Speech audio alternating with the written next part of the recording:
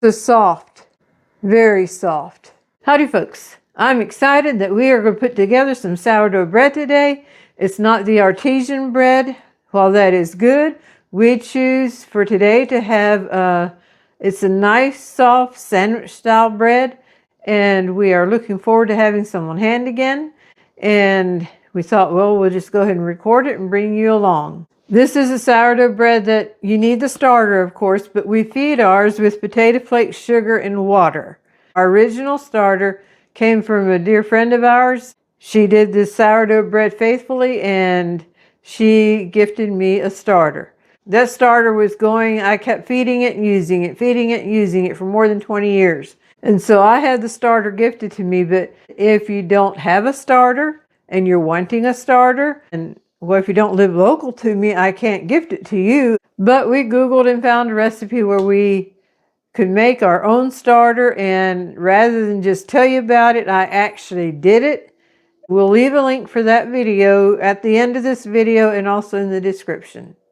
And by the way, I am Martha, and Dorothy and I welcome you to Hirschberg's Miracle Homestead.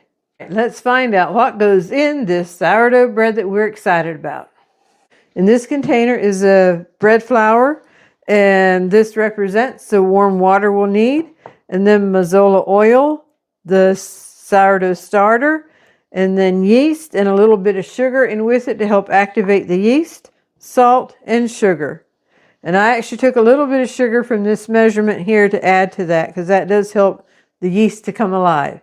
And then to feed the starter, I already mentioned it takes, representing water, again a little picture, water, sugar, and potato flakes. The first thing we're going to do is get the yeast going so it can activate and be ready for us when we're ready for it.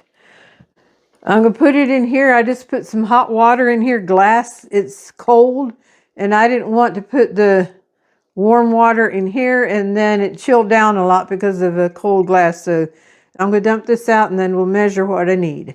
All right, I'm just going to put part of it in, and that made a mess.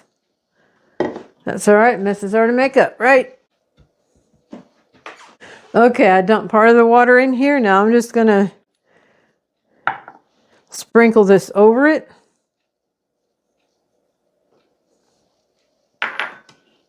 And then dump the rest of it in. Maybe I can do it without spilling it this time. Let's give it a little quick stir here. Very good. We can watch that activate as we get the rest of the things together. Before I forget it, you do not want to use any metal. If you notice, there's no metal here. I don't know what's about the metal that it must break down something in the sourdough, the fermenting of everything. But yeah, no metal. Glass or the spatula, that was a silicone. Can see action going on over here. Okay, we're going to start out with the salt, the sugar, and now oh, that is going for it now, the mazola oil. I am going to bring in the star of the bread here, and that is the starter. We're going to stir it up good. And then I will pour it in the measuring cup, measure out what I need.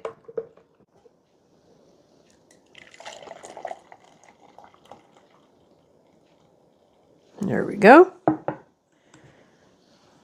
Now we'll pour this into stirring this together to get everything combined well.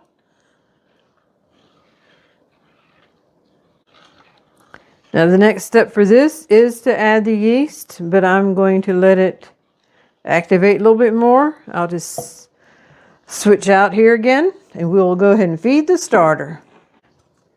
I like to use a jar filler. And then these are the potato flakes.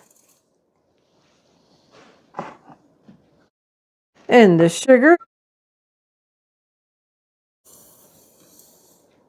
For this, I just use cool water. It does not have to be warm water. And now we will give this a good mix. I have this here to set the spoon in when I'm done mixing.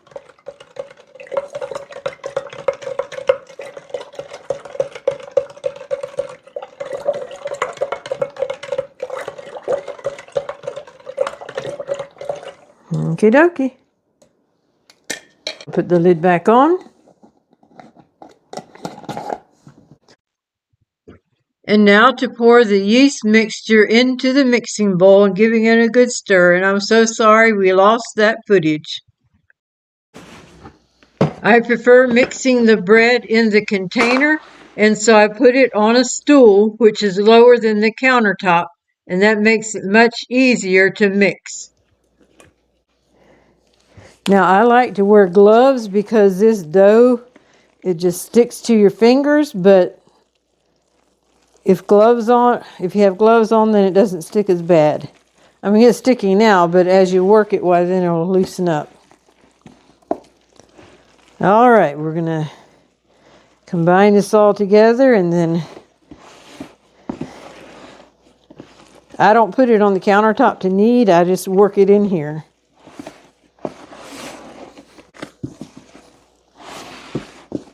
Just keep turning it around. So at the point I can start scraping the edge.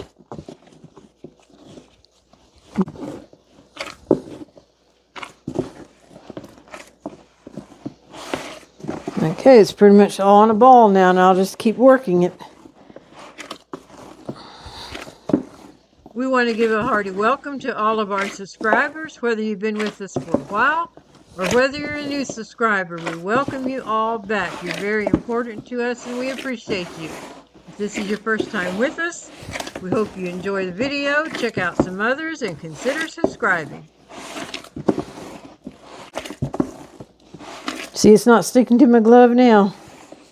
If it'd be in my hand, it would be. Okay. Might just put it out even over the bottom now. Now we'll put the lid on. All right, other than cleaning up, we are done for 12 hours. In 12 hours, this will go in the refrigerator. I didn't tell you the process. When I started mixing this together, the starter was room temperature. And then we got out what we needed for the bread, and then I fed it. Now this will sit out for 12 hours, ferment and do its thing, and then I'll tuck it away in the refrigerator. And it'll sit there until I'm ready for it again. Then I'll pull it out and let it get room temperature, which I figure 6 to 8 hours. And then after you use what you need, then feed it, let it sit out for 12 hours, and then tuck it away in the refrigerator. That's the simplest way I found that it works for me. All right, I'm going to clean up. I'm going to let the camera roll, and hopefully we'll see some action. It takes a little while to visually see a lot of activity. This activity is about 8 hours later. We started at normal speed and then we sped it up. Enjoy the activity.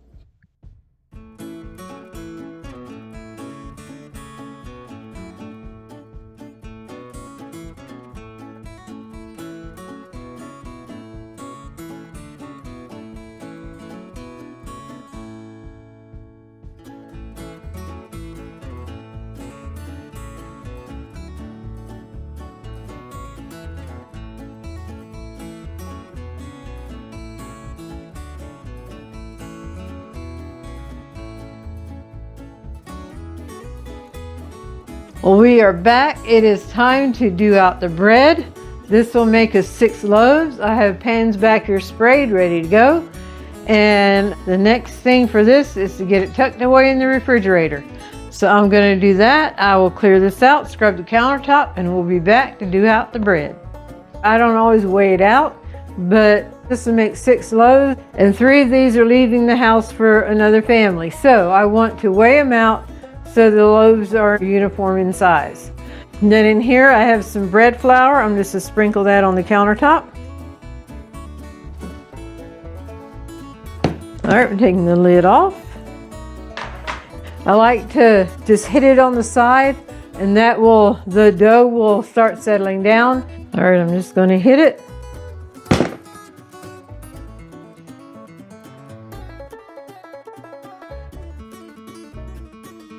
Then with the spatula, I just go across the edge, and that'll also Just bring it all in together.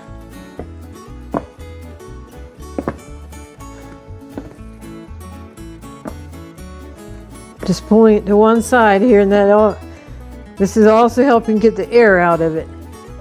Now I will dump it on top of the flour.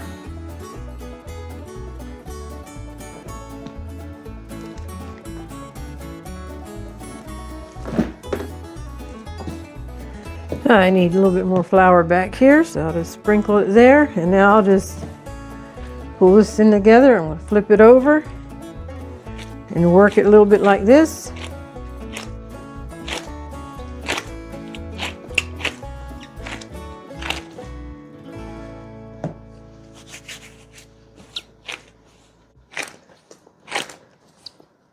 Right, there's an air bubble.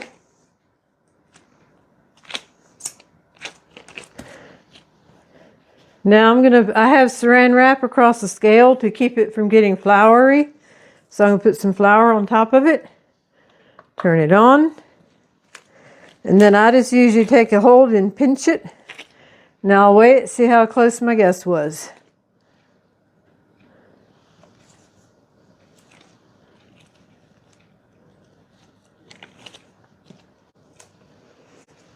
And we thank each one who has liked our videos by pushing the thumbs up button, leaving comments, and sharing our videos on your social media. That all helps our channel to grow, and we thank you very much.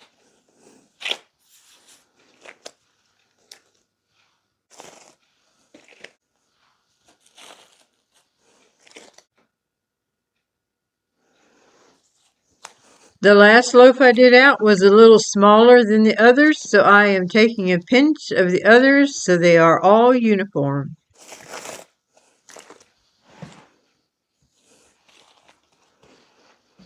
I'm done with the scale. I can pull that off, and it's relatively clean. I'll get that out of the way now. Okay, now in an attempt to get more air out, just keep working it in your hands. Now I'll take it down to the countertop and work it a little bit like this.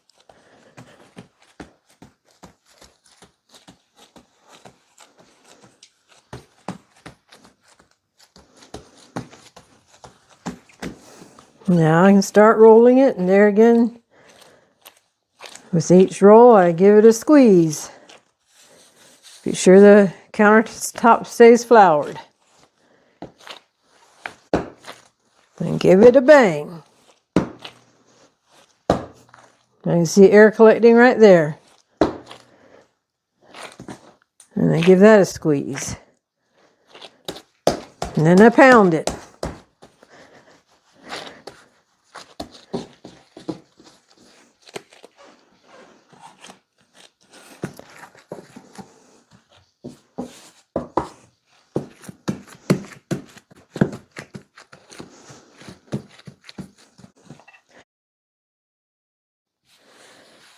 Alrighty, ready to do the whole process over 5 more times.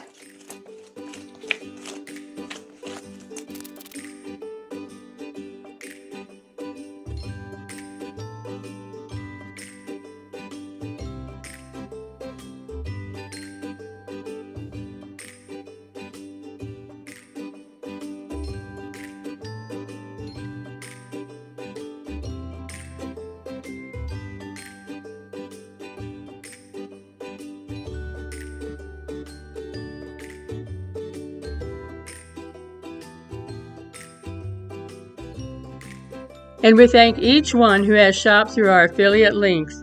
We appreciate it very much. You'll find information in the description.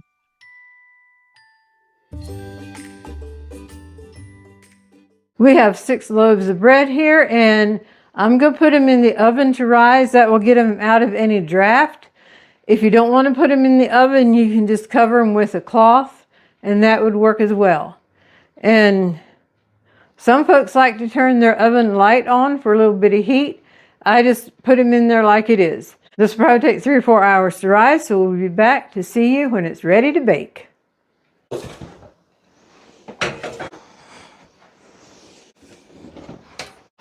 Alrighty folks, the bread is ready to bake and I need to turn the oven on, and to do that I got to get the bread out.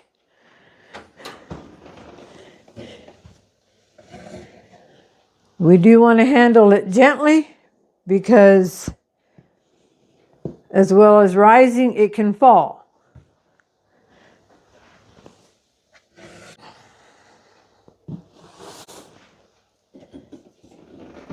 The bread did rise for 3 hours. I can't bake them all 6 at one time, so I'll divide it up, bake 3 at a time. So the oven is preheating to 350 and then it'll bake for 30 minutes. And by the way, the bread will rise a little bit after it's in a hot oven. So you want to keep that in mind when you're deciding when to start the oven. It would not have hurt if I would have started a few minutes before, but that's fine. I don't mind if it's a nice big loaf of bread.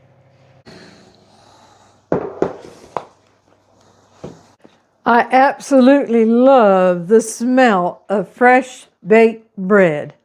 There's nothing quite like it. As you can see, it all came out of the oven at the same time. We have 2 ovens. I went and started both of them because I knew if it would rise for another 30 minutes, it'd be that much bigger after it's done baking. We'll let it set here for just a minute or 2, and then I will put them on the cooling rack, and then we'll brush them with butter or margarine.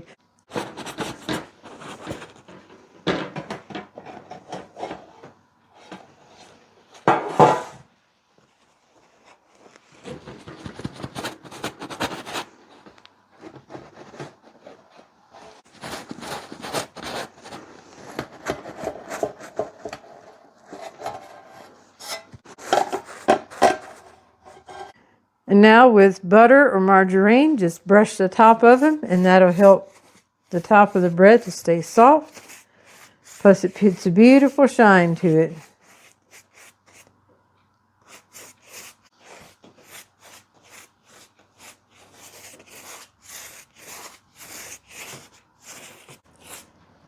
Alrighty, we enjoy the aroma of fresh baked bread as it cools.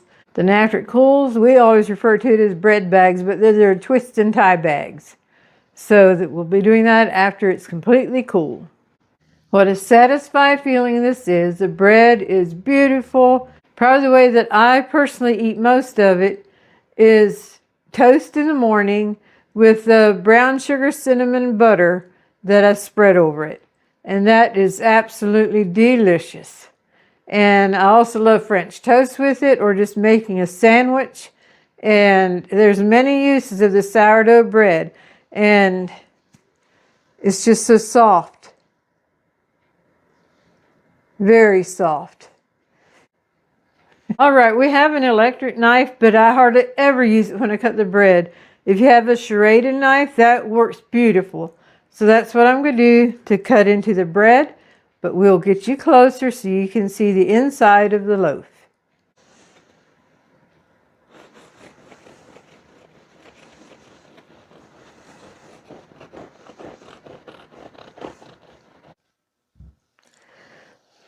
Are you ready? There you go. What a beautiful, beautiful loaf. There again, very soft.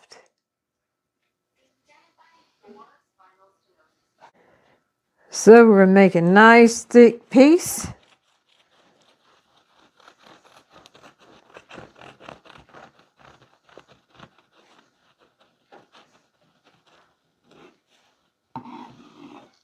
And now with a butter knife,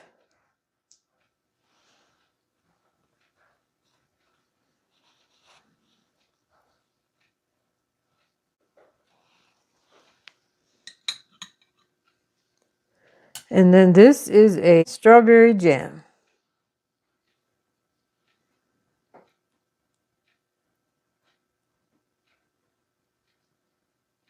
And some like their jams thicker than others.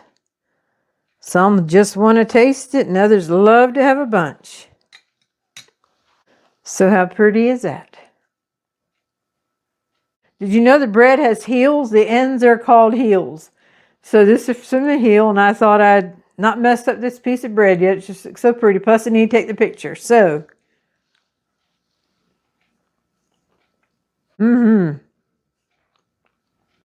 Absolutely delicious, just like I remembered and like I was expecting it to be.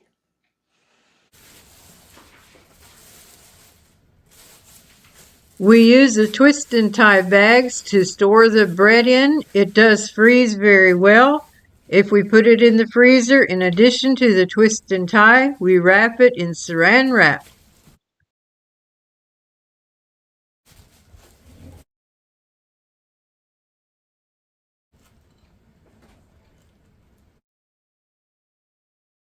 If you all make the sourdough bread, I hope you enjoy it as much as we do. And if you need the starter, remember there will be a link in the description and also at the end of the video. And you'll also find the recipe for the sourdough bread in the description. And now for the golden thought. The Lord is my strength and my shield. My heart trusts in him and he helps me. Psalms 28:7. When I think of strength, it makes me think of an inner power, an endurance for trials, and having wisdom and decision. Strength. I think it talks more the inner strength than the physical strength. And then the shield is like an outward defense that absorbs harm, or you're protected in God's shield or protection. Whether it's physical, spiritually, or emotionally. Having God's shield around us to absorb the dangers. So in times of fear and anxiety, let's just remember that God is our shield and our strength. And God is not distant from his children, but he is right with us. We can trust him and have confidence in him, and he will equip us for life. So the Lord is my strength and my shield. My heart trusts in him, and he helps me. Psalms 28:7.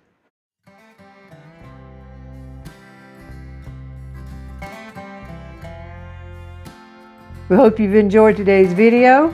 We hope you've been blessed, encouraged, and inspired. And until next time, God bless.